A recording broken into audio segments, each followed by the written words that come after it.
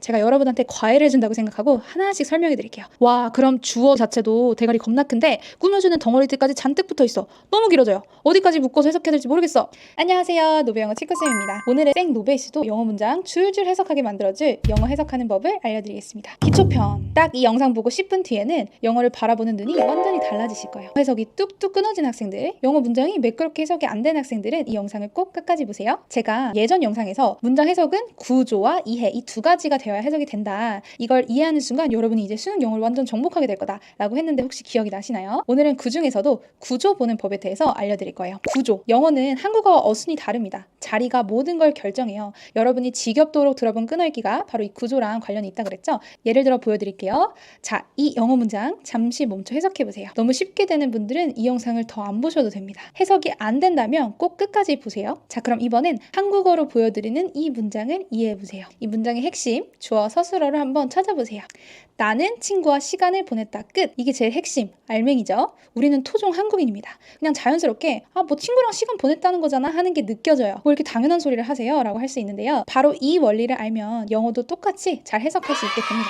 자, 방금 나는 친구와 시간 보냈다 라고 하는 게 핵심 알맹이라는 걸 이미 다 알았어요. 근데 이렇게만 말하면 약간 뭔가 좀 허전하지 않나요? 뭐 무슨 친구인데 누군데 궁금하잖아요. 이렇게요. 그냥 친구가 아니라 오랫동안 만나고 싶었던 걔랑 시간 보낸 거구나. 근데 어디서?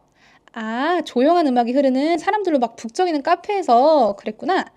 그래. 그게 다야? 하나 더 추가.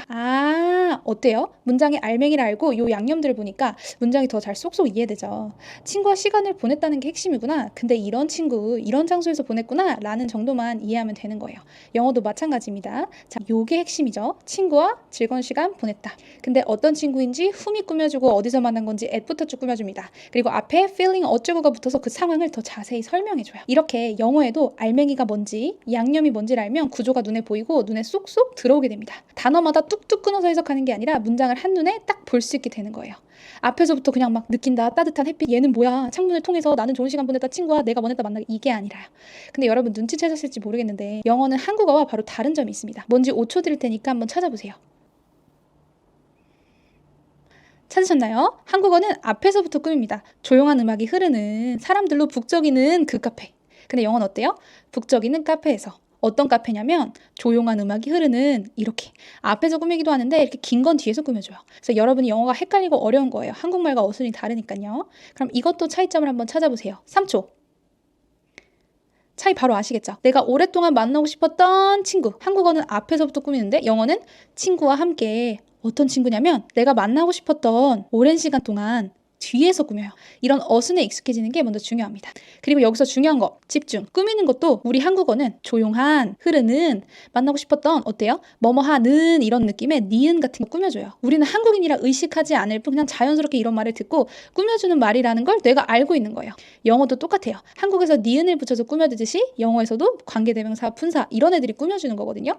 그럼 우리가 영어 해석을 하려면 이 관계대명사가 뭐야? 분사가 뭐야? 그 핵심 개념만 배우고 그걸 바로 예문에 적용해서 해석을 하면 됩니다. 끝나요. 아주 간단합니다. 수능 영어 지문도 이거랑 똑같습니다. 좀 더 일상적인 주제가 아닌 약간은 비문학스러운 주제일 뿐이에요. 이 알맹이와 양념을 구분할 수 있으면 다 됩니다.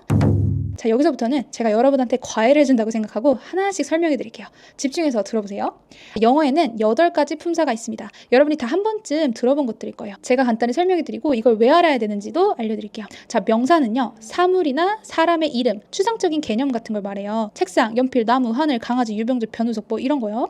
그럼 대명사는요, 이 명사를 대신 가리키는 말이죠. 변우석을 he, 그라고 한다거나 인형을 보고 it, 이것이라고 하는 것처럼요. she, 그녀, I, 나 이런 거 다 들어보셨죠? 동사는 동작이나 상태를 나타내는 말이에요. 쉽게 생각하면 돼요. 가다, 오다, 공부하다, 먹다, 뛰다, 사랑한다, 좋아한다 이런 거요. 형용사는요, 명사를 꾸며주는 말입니다. 귀여운 아기, cute baby 이런 것처럼요. 맛있는, 큰, 작은, 배부른, 행복한, 즐거운 이런 게 다 형용사죠. 형용사는 명사를 꾸며주는 것 말고도 보어 역할도 할 수 있는데 지금 이걸 깊게 생각 안 하셔도 됩니다. 뒤에서 배우겠지만 주어와 목적어 자리에는 명사만 들어갈 수 있어요. 형용사는 명사를 꾸미는 역할이니까 명사인 주어, 목적어를 보충 설명하는 것도 어찌 보면 당연한 거예요. 부사는요, 말 그대로 부수적인 애들이에요. 양념 그 자체. 형용사가 명사를 꾸민다면 이 부사는 잘 들으세요. 명사 빼고 싹 다 꾸며준다고 생각하면 됩니다. 약간 언제, 어디서, 얼마나 이런 것들을 많이 알려줘요. 아주 귀엽다. 얼마나 귀여운지. 조금 귀여워? 아주 귀여워? 그 정도를 알려주죠. Thank you very much. 아주 많이. 이것도 마찬가지고요. I will go there. 나 저기 갈 거야. 저기 이런 장소를 나타내기도 합니다. 그 다음에 접속사와 전치사가 있는데요. 이 접속사랑 전치사는 연결해주는 접착제 같은 역할이에요. 전치사는요. 앞전자를 써서 앞에 쓴다는 거예요. 명사 앞에 와서 이 관계를 분명하게 알려줍니다. 한국어로 따지면 뭐뭐로, 뭐뭐 위해, 뭐뭐와 이런 느낌이에요. 예를 들면요. I bought a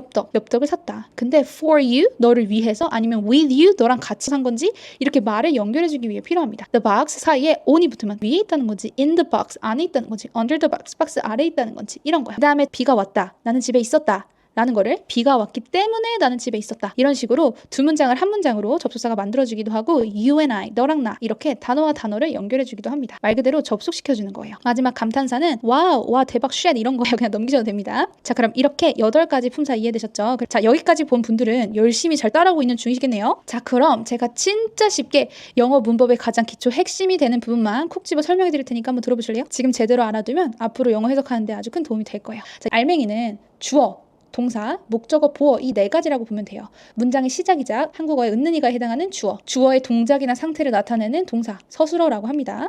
뭐뭐을을에 해당하는 대상인 목적어, 그리고 주어나 목적어를 보충 설명하는 보어 이렇게 4가지요. 그럼 양념은요? 한국어로 따지면 뭐뭐하는으로 해석되는 형용사 같은 애들이랑 부수적이라 부사라고 이름 붙은 애들 이 2가지요. 형용사나 부사 같은 애들이 양념이 됩니다. 아니 근데 형용사, 부사 이 2가지가 양념이라고요? 너무 간단하게 말하는 거 아니에요? 라고 물을 수 있습니다. 네 여러분, 형용사, 부사 이 2가지가 양념 맞아요. 근데 여러분이 놓치시는 거 형용사랑 부사 역할하는 양념은 반드시 한 단어인 게 아니에요. 여러 단어가 뭉친 덩어리의 형태로도 있어요. 자 보세요. Delicious food. 맛있는 음식. 이렇게 맛있는 음식. 이렇게 한 단어가 꾸며질 수도 있지만 The book that you recommended last year. 책은 책인데 너가 작년에 추천해준 책 이렇게 여러 단어가 합쳐진 하나의 덩어리가 꾸며질 수도 있다고요. 이게 양념 덩어리들입니다. 영어에는 구와 절이라는 게 있어요. 한마디로 덩어리입니다. 구는 2개 이상 단어를 가진 덩어리, 절은 주어 동사를 포함하고 있는 덩어리예요. 자 예문 한번 보세요. I know the girl on the stage. 여기서 on the stage 세 단어로 되어 있죠. 이런 게 하나의 덩어리인 거예요. 자 요거는 주어 동사 같은 의미가 없으니까 절이 아니라 구네요. 그럼 여기서 that부터 me까지 너가 나한테 추천해준 책 할 때 너가 나한테 추천해준 요거에는 너가 추천해주다 이런 느낌의 주어 동사의 의미를 갖고 있으니까 이제 절입니다. 너가 나한테 추천해준 그 책 이렇게 명사를 꾸미면 무슨 품사라고 했죠? 맞아요. 형용사입니다. 그러면 얘는 형용사 역할을 하는 절이네. 형용사절 이렇게 된 거랍니다. 되게 쉽죠? 이 문장에서 핵심 알맹이는 뭘까요? 네. 책이 좋았다는 거예요. 근데 그 책이 어떤 책인지를 꾸며주는 말이 붙어있는 거죠. 주어, 동사, 목적어, 보어라는 핵심 알맹이와 형용사, 부사 역할을 하는 양념 이 2가지를 구분하면 됩니다. 이제 좀 감이 오시나요? 이렇게 덩어리를 아는 순간 여러분 영어의 구조가 보이고 영어가 쉬워집니다. 자 근데 보세요. 여기서 중요한 거 주어나 목적어 자리에는 명사만 들어갈 수 있어요. 한국어로 생각해보면 쉬운데요. 아름다운은 영원하지 않다. 말이 안 되죠. 아름다움은 영원하지 않다. 이렇게 돼야 되죠. 이렇게 은는이가 주어 자리에는 명사밖에 못 오고요. 목적어도 마찬가지예요. 을을에 들어가는 거 나는 사랑한다 너를, 나는 사랑한다 고양이를, 이 옷을 다 명사가 들어갑니다. 나는 사랑한다 예쁜을, 배고픈을 이런 거 이상하잖아요. 나는 사랑한다 배고픔을 뭐 이건 말이 되죠. 약간 변태하긴 하지만 그래서요 여러분 명사는 주어 목적어 보어 자리에 다 들어갈 수 있고 그럼 명사를 형용사가 또 꾸며줄 수 있으니까 주어나 목적어 보어가 엄청 길어질 수도 있는 거예요. 그리고 형용사 말고 부사는요 다 꾸밀 수 있죠. 그래서 부사까지 합세하면 양념이 더 많아져요. 그래서 문장이 진짜 말도 안 되게 길어지는 겁니다. 게다가 알맹이 자리에 들어가는 이 명사도 한 단어가 아닐 수 있어요. 아까 말한 그 덩어리 구와 절일 수도 있습니다. 와 그럼 주어 덩어리 자체도 대가리 겁나 큰데 꾸며주는 덩어리들까지 잔뜩 붙어 있어. 너무 길어져요. 어디까지 묶어서 해석해야 될지 모르겠어. 그러면 여기서 유일하게 이 양념들 사이에 구분할 수 있는 기둥 역할을 하는 애가 있어요. 그게 바로 동사입니다. 그래서 문장이 길어지면 이 동사를 먼저 찾아야 되는 거예요. 왜냐하면 영어는 주어 동사 순서로 보통 나오기 때문에 동사를 찾으면 그 앞까지가 싸그리 주어가 되거든요. 자 그럼 수능에 나올 만한 어려운 문장 한번 가볍게 보면서 우리 구조에 대해서 마지막으로 한번 복습해 볼게요. 자, 요 문장 알맹이를 찾아보세요. 그는 일했다. He worked. 주어 동사가 바로 he worked예요. 근데 양념을 한번 같이 볼게요. 일한 건 알겠는데 뭐 얼마나? 언제까지 일했어? 밤 늦게까지 일했다. 어떻게 일했어? 모든 팀 멤버들을 감독하면서 근데 그 멤버들이 누군데? 어떤 멤버냐면 그들에게 주어진 역할을 하는 멤버들. 더 설명 있어? although 비록 피곤했지만 이렇게요. 그리고 아까 알맹이 자리에 들어간 이 명사도 한 단어가 아니라 덩어리가 될 수 있다고 했죠? 알맹이든 양념이든 다 덩어리일 수 있는 거예요. 그럼 예문을 한번 볼게요. 자, 이 문장에서 또 핵심 찾아볼까요? 자, 이게 다 알맹이가 돼요. 왜 그런지 알려드릴게요. 그는 믿었다. 뭘 믿어? 나를? 이렇게 한 단어일 수도 있지만 이 자리에 덩어리가 들어간다면 그는 믿었다. 중요한 데이터를 검토하는 게 최고의 선택이라는 거를 믿었다. 이렇게 길어지는 거죠. 목적어 자리에 긴 게 들어갔고요. 여기서 이 알맹이를 꾸미는 양념까지 들어가 볼게요. 그 과정 동안 그는 믿었다. 회사가 준 데이터를 검토하는 게 최고의 선택이라는 걸. 이해되실까요? 이렇게 문장이 길어지는 거였답니다. 이거 어떻게 해석할지 간단하게 나눠서 보여드리고 오늘 영상을 마무리해볼게요. 그 과정 동안 그는 믿었다. 데이터를 검토하는 게 회사가 준 데이터구나. 최고의 선택이라는 걸. 그리고 결심했다. 최선을 다할 것을. 결과를 만들기 위해. 어떤 결과? 고객을 만족시킬 수 있는 결과. 무슨 말인지 이해가 되시나요? 제가 더 많은 내용을 담고 싶었는데 영상이 너무 길어지면 지루해질 것 같아서 이렇게 마무리해보도록 하겠습니다. 여러분들이 영어 문장이 왜 길어지는지, 문장의 구조를 이해하는 시간이 되셨다면 너무 좋을 것 같네요. 그럼 다음 시간은 이 문장을 단순히 해석하는 게 아니라 이 문장을 어떻게 해야 이해하며 읽을 수 있는지, 지문 전체 하나의 글을 어떻게 받아들여야 되는지에 대해서 알려드리겠습니다. 바로 독해 파트인 거죠. 사실 오늘 건 기초 생기초고요. 이게 더 중요해요. 오늘 영상도 도움이 되셨다면 구독과 좋아요, 알림 설정까지 부탁드리고 다음에 더 유익한 영상으로 만나요. 안녕.